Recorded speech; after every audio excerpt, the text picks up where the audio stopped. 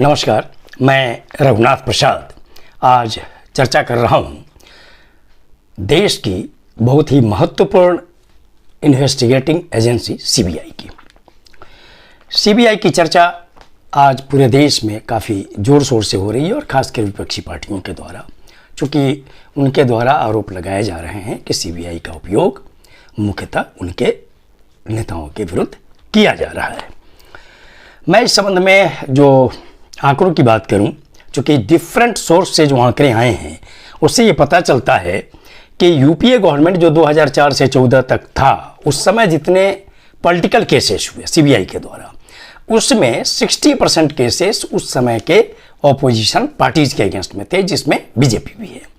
जबकि 2014 से 2022 के बीच जो 8 वर्ष का फासला है, इस अवधि में जब एनडीए की सरकार है तो इसमें जो भी पॉलिटिकल केसेस हुए हैं उसमें 95% केसेस ऑपोजिशन पार्टीज के नेताओं के विरुद्ध हैं और सिर्फ 5% केसेस सत्तारूढ़ दल के नेताओं के विरुद्ध हैं।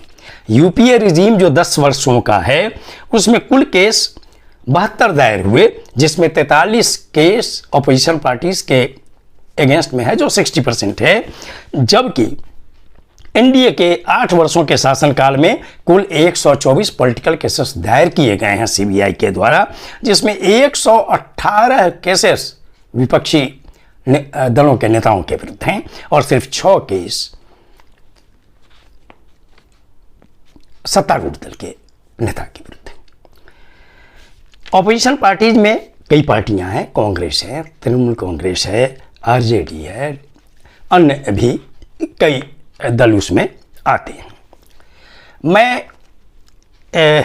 20 सितंबर को एक डिबेट देख रहा था न्यूज़ 24 पर, आज का सबसे बड़ा सवाल पर। उस डिबेट में सीबीआई के retired joint director Shri Shantanu Sen साहब थे। उन्होंने सीबीआई के कार्यप्रणाली को काफ़ी अच्छा बतलाया और उन्होंने कहा कि उसकी कार्यप्रणाली पर कोई प्रश्न चिन्ह नहीं खड़ा किया जा सकता है। लेकिन उन्होंने यह चर्चा की कि प्रिवेंशन ऑफ करप्शन एक्ट में जो 2018 में संशोधन हुआ है और सेक्शन 17A जोड़ा गया है, उसके कारण स्थिति बदल गई है। अब संशोधन में क्या है, उसमें एकदम स्पष्ट कर दिया गया है कि जो अप्रोप्रिएट अथॉरिटी है, बिना उसके परमिशन के सीबीआई किसी भी केस की इंक्वायरी स्टार्ट नहीं कर सकती है, इन्वेस्टिगेशन स्टार्ट नहीं कर सकती है। तो निश्चित तौर पर यही परिस्थिति बदल जा रही है।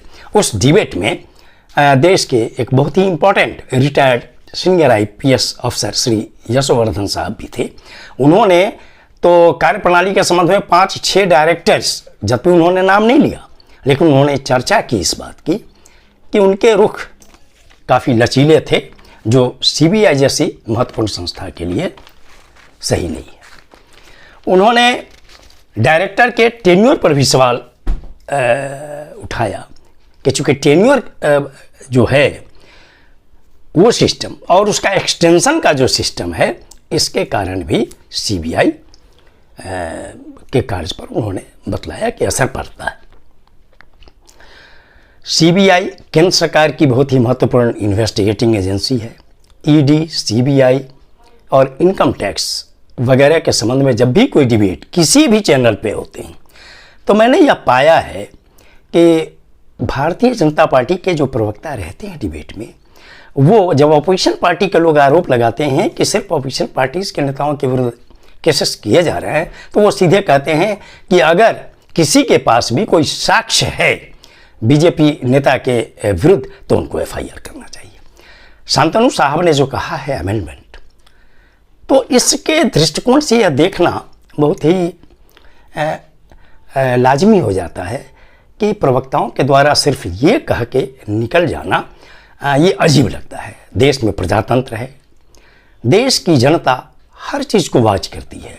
ऑनरेबल सुप्रीम कोर्ट ने कई बार सीबीआई की कार्यप्रणाली पर, चाहे वो यूपीए की सरकार रही हो, एनडीए की सरकार रही हो, कुछ न कुछ ऐसी टिप्पणियां की गई हैं जो प्रश्न चिन्ह खड़ा करती हैं इतनी बड़ी संस्था के कार्यप्रणाली के विरुद्ध। मेरा अनुरोध होगा कि इस लोकतंत्र में इस महत्वपूर्ण संस्था पर लोगों का विश्वास बने, इसके लिए भारत सरकार को निश्चित तौर पर आवश्यक कदम उठाने चाहिए, क्योंकि जो फिगर्स आ रहे हैं वो सोचने के लिए विवश करते हैं। ये वीडियो आपको अच्छा लगा हो तो निश्चित तौर पर लाइक करें, शेयर करें।